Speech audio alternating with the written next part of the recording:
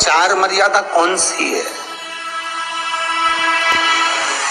जिस मर्यादा में नारी रहे तो उस घर में संपदा नहीं घटती, उस घर की संपदा को समाप्त नहीं किया जा सकता।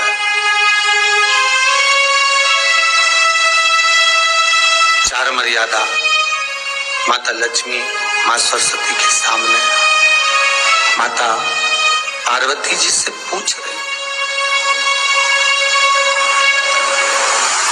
वो मर्यादा है कौन सी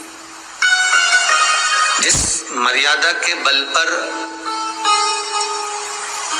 एक जो घर बसता है, घर जो बसाया जाता है, उस घर में सुख, सौभाग्य, संपदा, सत्ता, वैभव, प्रतिष्ठा, यश, कीर्ति, आरोग्यता, ये सब वहां रहे।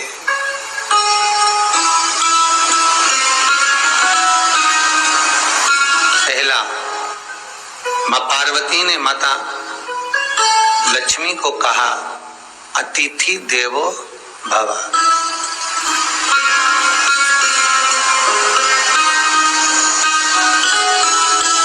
हमारे दरवाजे पर जब कोई अतिथि आए, हमारे दरवाजे पर कोई मेहमान आए, तो हम उसका आदर करें।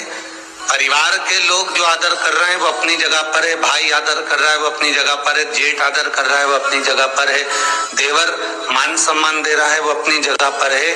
पर सबसे पहला सम्मान घर की स्त्री को अतिथि का करना चाहिए।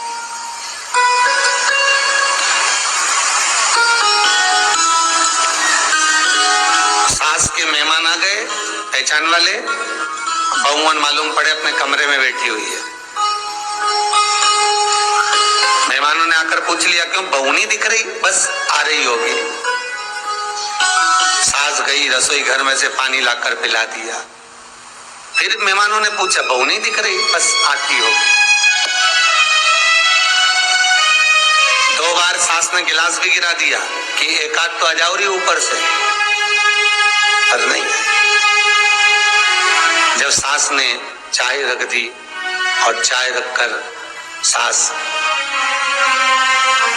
फिर लेकर आई, तो बहुओं के मन में आया, चलो सास ने चाय बना दी है, खुशबू ऊपर आ गई है, अब चलते हैं। और बहू फिर नीचे आई, जो मौसी आई थी, काकी आई थी, बुआ आई थी, चाची आई थी, उनको प्रणाम करा और अंदर जाकर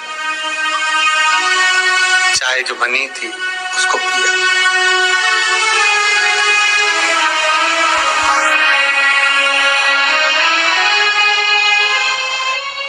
एक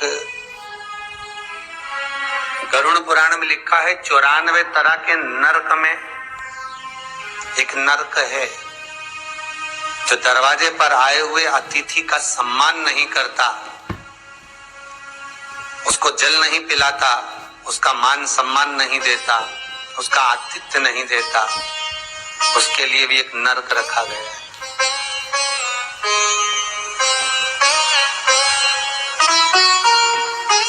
हजारों नरकों में एक नरक वो भी है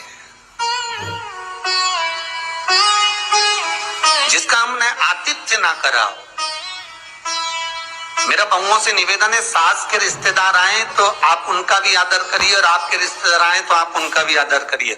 जेठानी के रिश्तेदार आए तो आप उनका भी आदर करिए, और देवरानी के रिश्तेदार आए तो आप उनका भी आदर करिए। आप किसी न किसी रूप में जो अतिथि आया है वो न जेठ का है, न देवर का है, न वो सास का है, अतिथि घर का है,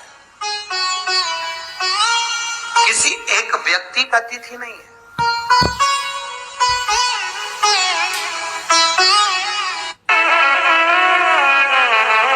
बड़ी बहू सोचे कि मैं घर की बड़ी, बड़े परिवार की, मेरे पास में बहुत धन दौलत, मैं काय को गिनूं किसी मेहमान को। छोटी बहू सोचे मैं काय को गिनूं, मंजिली सोचे मैं काय को गिनूं, संजिली सोचे मैं काय को गिनूं।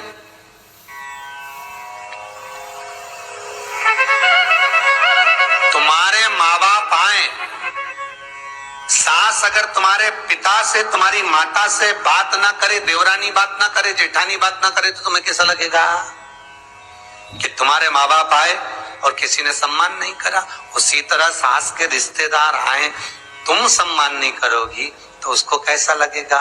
फिर तुम्हारे घर के आए, वो सम्मान न करे तो तुम्हें कैसा लगेगा। आतिथ्य घर में कोई भी आए वो सबके लिए। दूसरा क्रम बताया, घर के दरवाजे पर जो तुलसी का पौधा होता है, जीवन में सबसे पहले अगर दुख आता है, तकलीफ आती है, कष्ट आता है, बीमारी आती है, रोग आता है, कोई बड़ा घटना घटने वाली होती है, कोई बड़ा कष्ट आने वाला होता है,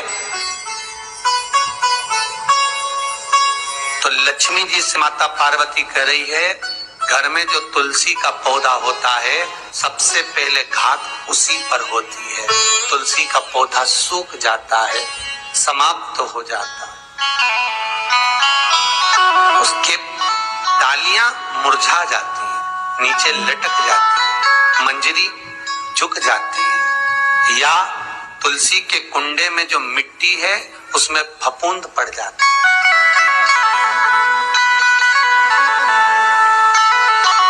कितना सुंदर बात कही है महाराज।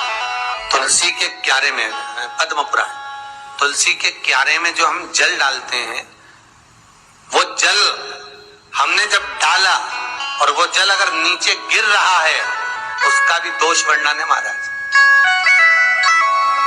उसका भी दोष हमारे शास्त्रों में वर्णित किया गया। तुलसी के क्यारे में अगर जल डाल रहे हैं और वो जल जमीन पर बह रहा है, गिर रहा है, उसका भी दोष है। तुलसी के क्यारे में उतना ही जल दिया जाए जितनी मट्टी सोख ले, 2-4 8 बूंद पानी गिरे चल जाएगा। तुलसी के क्यारे में छिद्र रहता है, बूंद बूंद पानी टपक जाए वो चल जाएगा। पर तुमने तुलसी के क्यारे में जो जल भरा, लोटा भर भर के डाल दिया, और ऊपर से जो जल कुंडा भरा कर उलीच में से, अर्थात भराने के बाद जो नीचे गिर रहा है, वो दोषपूर्ण है महाराज, उसकी दोषता है।